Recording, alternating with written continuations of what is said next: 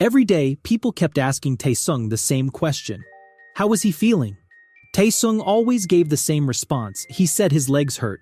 Taesung didn't care about finding out what was wrong with him. By the time he woke up, everything was already over.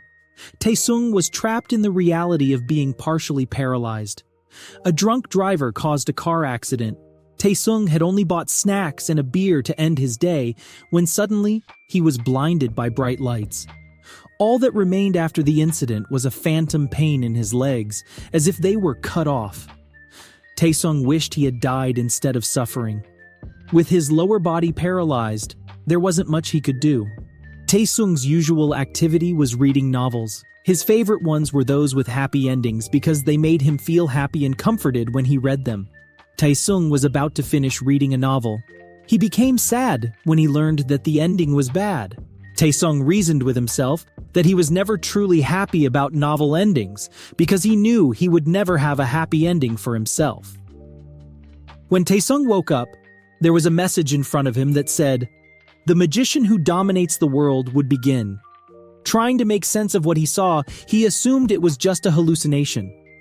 But when Taesung looked around, he realized he was no longer in the hospital. He tried to find his phone, but when he leaned over to the side, Taesung saw his reflection in the bucket of water and was surprised to find that his face looked different and he could feel his legs. Another message appeared, instructing him to live as the character Mord Vernars. Taesung remembered that it was the same title as the novel he had been reading, and Mord was a minor character in the story. Taesung, now Mord, couldn't believe he was standing up and could feel the wooden floor beneath his feet.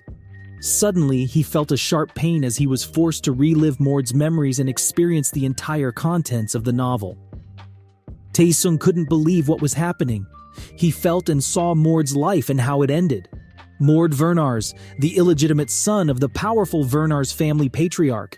Even if all the main characters teamed up against him, they couldn't guarantee victory. During a magic ritual to gain full control over his psyche, Mord was ambushed and killed by the group of main characters. In short, Mord was just a side character. He only had a supporting role. But Taesung was still curious why he had become Mord. The message informed him that his wish would be granted if he could change the world.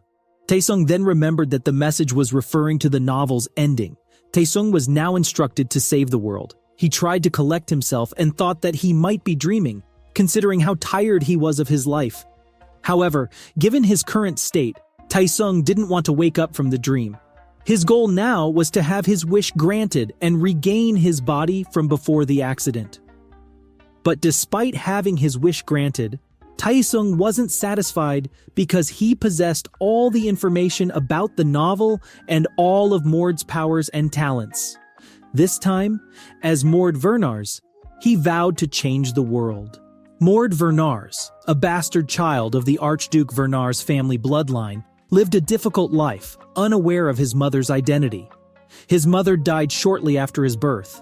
Mord endured a life of harassment, earning the infamous title, the bastard who killed his own mother.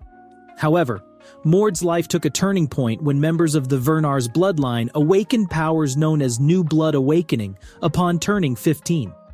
To obtain these powers, they had to endure immense pain. However, the chances of survival for someone outside the family were less than 1 in 5. Guided by the last letter from his deceased mother, Mord agreed to take a test to be acknowledged by his unseen father, the Archduke Vernars. Taesung, now known as Mord, arrived at the Archduke's residence for the test. Although Mord was introduced as an extra, the Archduke Vernars played a significant role as one of the novel's main antagonists. Given the information about the Vernars family, Mord's acceptance seemed unlikely due to his status as a bastard son. Nevertheless, Mord's burning desire to be acknowledged as the Archduke's son played into the Archduke's advantage, molding Mord into his hunting dog. Mord was summoned by the instructor named Todd, who would oversee the test and assess Mord's potential. Todd assumed Mord had combat skills based on his physical fitness alone. Relieved that the test did not entail a fight for survival, Mord eagerly anticipated the opportunity to showcase his powers. Todd warned Mord once again not to reveal his status as the Archduke's son, alluding to the unspoken rule for bastards. The other trainees greeted Todd, and Mord observed that the men who greeted them appeared too old to be trainees, likely warriors. The fighting style of the Vernar's family differed from others. While untrained members relied on weapons, once trained, they fought solely with their bodies. The Archduke Vernar's family held the continent's highest standing among warrior organizations, achieved solely through hand-to-hand combat. No weapon in the world surpassed the Vernar's physique. The test aimed to determine the trainees' respective affiliations for training. Todd called forth a man named Vince and instructed Mord to prove his Vernar's lineage by performing well in their fight. Vince already suspected Mord's true identity, noting that Mord did not resemble a typical 15-year-old. Mord, too, suspected he was not the only bastard child the Archduke had. Despite lacking choice in his circumstances, Mord focused on demonstrating his skills to everyone. In an instant, Mord closed the gap between them and attacked, but his strike missed. Vince, caught off guard by Mord's movements, assumed Mord was inexperienced in combat. Mord's agility, coupled with the boxing knowledge he acquired in his youth, proved invaluable. Mord landed a kick, only to have it blocked by Vince, who commended Mord's skill. Vince accused Mord of lying about his fighting ability, and Mord responded that he merely imitated others, not lied. Offended, Vince employed mana to attack Mord, yet Mord managed to evade the assault. Determined to retaliate, Mord channeled mana into his fist. Astonished, Vince attempted to block Mord's attack, but was instead blown away by its force. The people around them were surprised by Mord's power, as he was able to defeat an official warrior. Mord walked toward Vince and was worried that he may have used more power than necessary to defeat him. Mord prepared himself again when he saw Vince standing up, but immediately realized that Vince was unconscious. The people could not believe that Vince was defeated with just one punch. Mord asked if what he showed was enough, because if they continued, he might end up killing Vince, as he hadn't learned how to control his strength. Todd stopped the fight and asked Mord why he had lied to him. Mord responded that he had not told a lie and explained that the mana they mentioned was something he discovered after having a high fever. Todd did not believe Mord's words, which prompted him to explain about the experience of the new blood awakening. Mord could actually use mana before the new blood awakening, which only showed how talented he was. The blood of two gods exists in Mord's body, creating an incredible synergy and making Mord a miraculous being, a man blessed with amazing genetics.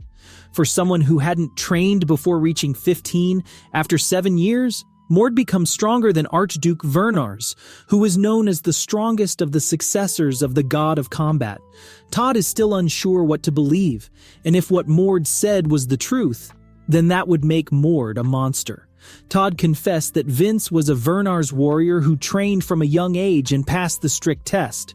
After defeating Vince, Todd informed Mord that he passed the test and gave him 200 points, even though the maximum was 100.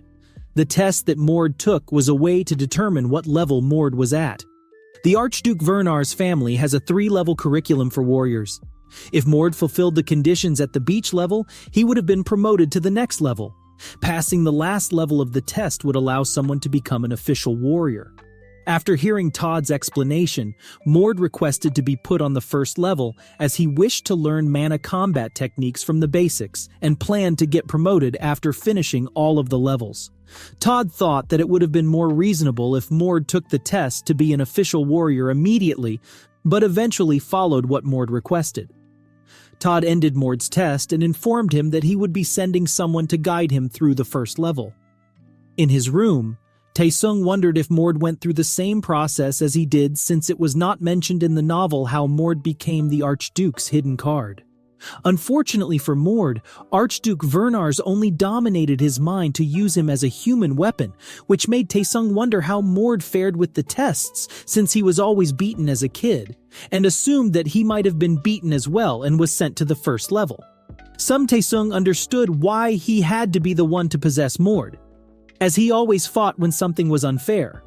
Taesung plans to save the world from destruction. In order to do that, he has to stop Aiden, the novel's protagonist.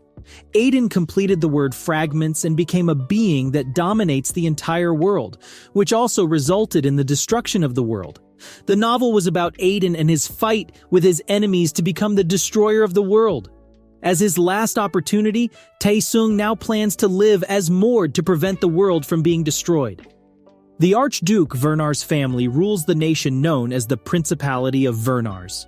Their castle, located at the heart of the nation, has training facilities for warriors situated at the outskirts, specifically in the third region of the outer castle. Mord was informed that he would be staying in the first level of the dormitory, which would be closer to the training facility. He was surprised by the enormous size of the training facility and then heard a sound, discovering that it came from a group of trainees. It is said that Vernar's warriors possess the ability to merge the powers of multiple individuals into one. When Mord arrived at the outer castle, he was greeted by the first-level instructor Hayes. Hayes assumed that Mord had failed the test, considering his physique, as he was assigned to the first level. Hayes was surprised when Mord confessed that he had defeated Vince, and questioned why Mord was placed in the first level if he had defeated an official warrior. Mord responded that he wanted to learn the basics, although Hayes found it hard to believe that Mord had won without any training. Hayes instructed Mord not to distract the other trainees during their training, while Mord realized that he would be training with strong peers. However, to his surprise, he was placed in a class full of children and began to regret his decision to choose the first level. After learning that Mord had never learned the mana combat technique, Hayes informed him that he would personally train him. Hayes provided the necessary steps for Mord to learn and utilize the mana combat technique. Hayes would only teach Mord a few things, and from there, Mord would be able to train on his own. If things went terribly wrong, the second-level instructor would help him. After listening to Hayes' words, Mord no longer underestimated the first level, realizing the importance of a strong foundation to harness his power effectively. Only 10 minutes had passed since Mord began his training, but by showcasing his mana, he immediately graduated from the first level and was promoted to the next level. The physical reinforcement lessons in the second level were divided into two sub-levels. The first sub-level focused on body hardening, while the second sub-level emphasized amplifying physical abilities. Most trainees struggled with physical reinforcement due to its difficulty, but it took Mord less than half an hour to master it. Mord once again displayed extraordinary power, resulting in his graduation and advancement to the next level. Graduating from the third level was known to be challenging, as it involved individuals from the bloodline. The second-level instructor advised Mord that he would need to work hard in the third level, as it required more than brute strength to pass. Within the third-level facility, rumors about Mord's achievements spread and were heard by Fionn, who also possessed the blood of Vernars. Fionn immediately confronted Mord and introduced himself as the Class 2 captain. Emitting his mana, Fionn warned Mord that the third level was no joke, despite both of them being part of the Vernars bloodline. Mad at Mord, Fionn declared that he wouldn't hold back and attacked him with tremendous power. To everyone's surprise, Fionn ended up kneeling on the ground. Mord had expected more from Fionn but dismissed him as nothing more than a village bully. Will Mord easily pass the third level as well? Find out next time.